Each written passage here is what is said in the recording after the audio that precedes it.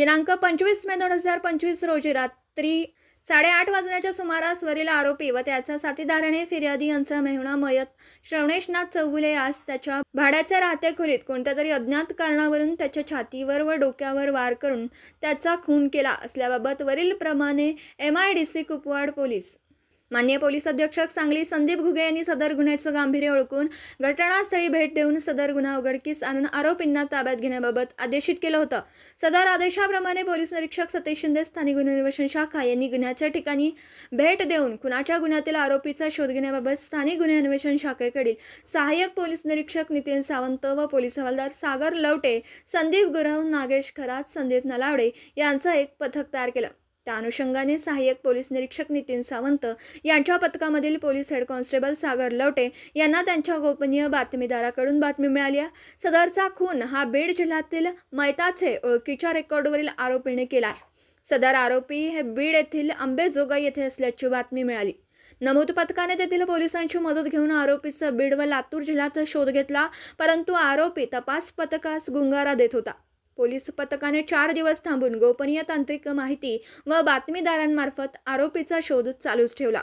दरम्यानच्या काळात आरोपीबाबत गोपनीय माहिती मिळाली की यातील एक आरोपी हा बीड अंबेजोगाई येथील यशवंतराव चौक येथे आला। बातमीप्रमाणे पथक हे अंबेजोगाई येथील वरील ठिकाणी जाऊन सापळा लावून थांबलं असता सदर आरोपी हा चौकात संशयितरित्या थांबलेला दिसला। लागलीच वरील बातमीप्रमाणे खात्री झाल्याने त्यास सहाय्यक पोलीस निरीक्षक नितीन सावंत व पथकाने पळून जाण्याची संधी न देता शिताफीने ताब्यात घेऊन त्याचं नाव व गाव विचारलं। त्याने त्याचं नाव रितेश वसंत चव्हाण, वय वर्ष 20, राहणार वैदू वस्ती विलासनगर लातूर, सध्या राहणार अंबेजोगाई जिल्हा बीड असं सांगितलं। त्याच्याकडे वरील खुनाच्या गुन्ह्याच्या अनुषंगाने चौकशी केली असता त्याने सांगितलं की यातील मयत आरोपी हे एकत्र रूममध्ये राहणार असताना दिनांक 17/5/2025 रोजी कुपवाड MIDC पोलीस ठाणे हद्दीतील गुलमोहर कॉलनी येथे आरोपी व त्याच्या साथीदारांनी मोटारसायकलवरून येऊन महिलेच्या हातातील पर्स जबरदस्तीने हिसडा मारून जबरी चोरी केली होती। त्या जबरी चोरीमध्ये मिळालेल्या दागिन्याचे वाटणीवरून मयत व आरोपी यांमध्ये वाद झाला।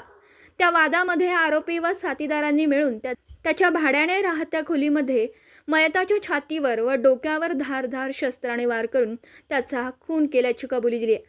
सदर आरोपी रितेश वसंत चव्हाण हा बीड जिल्ह्यातील रेकॉर्डवरील गुन्हेगार असून त्याच्यावर चोरी व जबरी चोरीचे गुन्हे नोंद आहेत। या गुन्ह्यातील इतर निष्पन्न आरोपींचा शोध सुरू आहे। सदर आरोपी पुढील तपासकामी MIDC कुपवाड पोलीस ठाण्याकडे वर्ग करण्यात आला असून पुढील तपास MIDC कुपवाड पोलीस ठाणे करीत आहेत।